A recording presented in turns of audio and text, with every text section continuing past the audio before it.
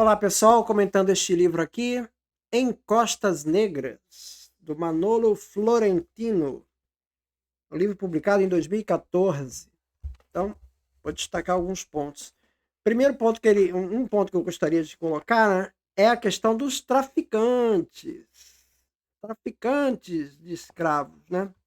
Ele comenta assim: nada menos do que 7 dessas maiores fortunas aqui no Brasil aparecem direta ou indiretamente envolvidos com o tráfico de escravos, depois de 1811. Ele cita Antônio Gomes Barroso, João Gomes Barroso, Francisco Pinheiro Guimarães, Elias Antônio Lopes, Francisco Xavier Pires, Amaro Velho da Silva e Manuel Velho da Silva.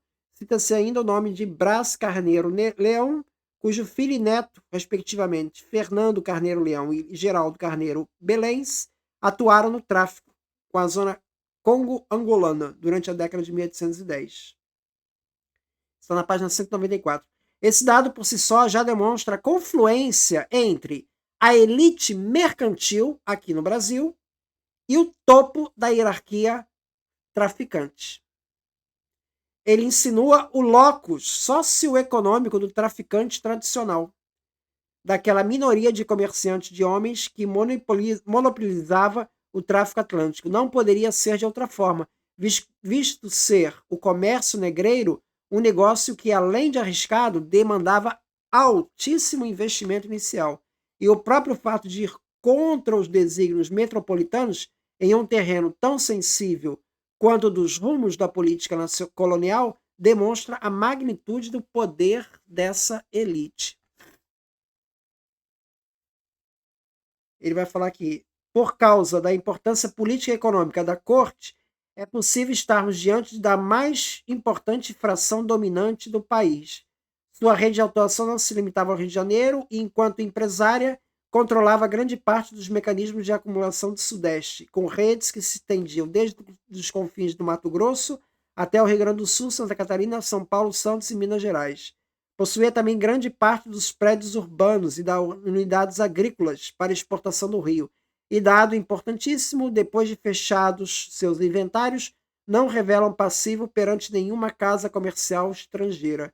Reafirma-se a conclusão antes esboçada. O alto investimento inicial característico da empresa traficante, né, do tráfico de escravos, permite crer que os comerciantes de escravos eram parte integrante e ativo dessa elite. Em outras palavras, era por meio do seu capital que se dava a maior parcela de reprodução física do produtor direto, o escravo.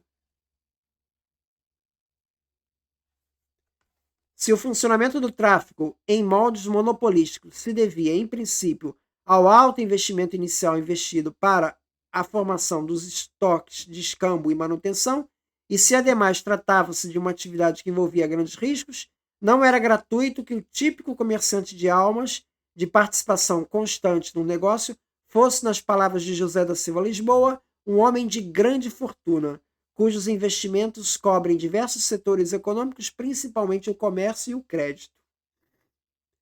A tabela 21 permite ilustrar, por meio de alguns inventários pós-morte dos traficantes, o perfil das fortunas investidas no comércio negreiro. Temos aqui grandes cabedais de traficantes tradicionais: João Gomes Barroso, Elias Antônio Lopes, Francisco José Guimarães e a baronesa de Macaé, Leonarda Maria Velho da Silva, e de traficantes com participação eventual no comércio de homens. Então estão aí os principais comerciantes da época, estavam envolvidos de alguma maneira com o tráfico de escravos. Aqui na tabela 21 aparece, por exemplo, José Francisco de Amaral. É um dos grandes comerciantes ali da época. Ele tem, do patrimônio dele, relativo ao comércio de escravos, ele tem 5 contos aqui de réis aqui. E em relação a vários outros investimentos que ele tem.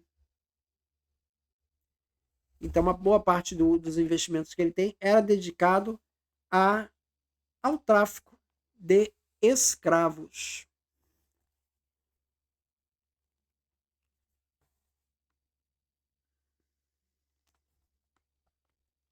De início, a gestão dos negócios tinha um caráter muito familiar, Participavam do tráfico, dentre outros, as famílias Gomes Barroso, né, o João Gomes Barroso, Antônio Gomes Barroso, Diogo Gomes Barroso, Ferreira, Joaquim Antônio Ferreira, João Antônio Ferreira, Rocha, família Rocha, Francisco José da Rocha, Joaquim José da Rocha, sobrinho, Pereira de Almeida, Joaquim Pereira de Almeida, João Rodrigues Pereira de Almeida, José Rodrigues Pereira de Almeida e Velho da Silva, Amaro Velho da Silva e Leonardo Maria Velho da Silva.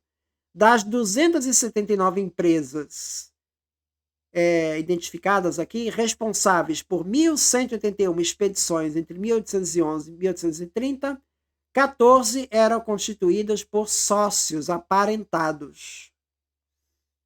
Embora essa cifra não pareça expressiva, em seu sentido maior se esclarece quando consideramos que daquelas 16 maiores empresas responsáveis por quase metade das viagens à África, nada menos do que 8 eram constituídas por parentes.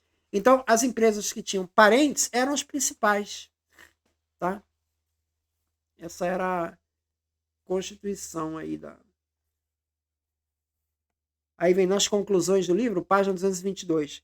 Ora, se antes provei que o tráfico era controlado pelo capital mercantil carioca desde pelo menos a primeira metade do século XVIII, e se além disso tratava-se de um dos mais lucrativos setores do comércio colonial, creio poder agora extrair conclusões de 3 ordens. A primeira é que, ao falar de traficantes, se está perante a própria elite empresarial da colônia.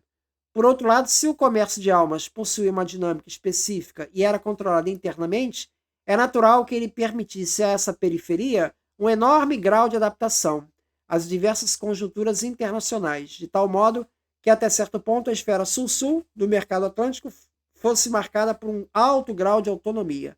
Por fim, não custa lembrar que, em si mesmo, o tráfico era importante por viabilizar a reprodução física da mão de obra e, pois, da relação social básica.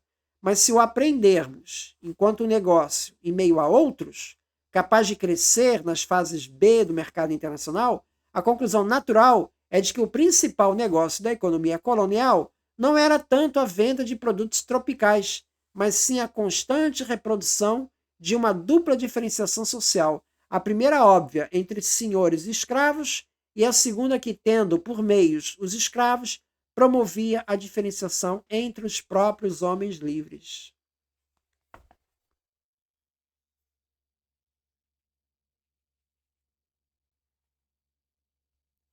Então é isso. Muito obrigado, então.